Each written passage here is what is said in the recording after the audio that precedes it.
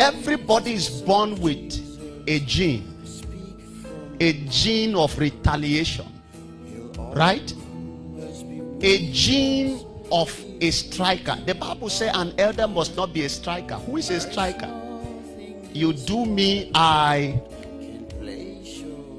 But as you enter the kingdom of God, God calls you unto suffering.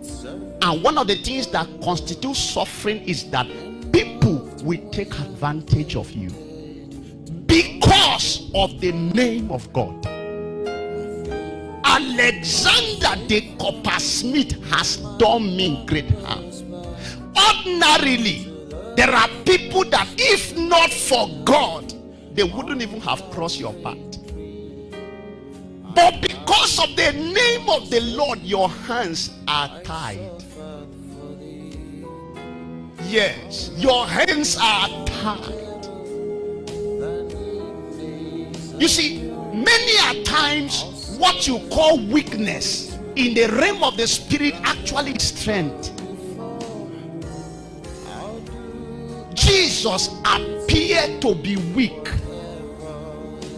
but in the realm of the spirit, that was the greatest revelation of strength.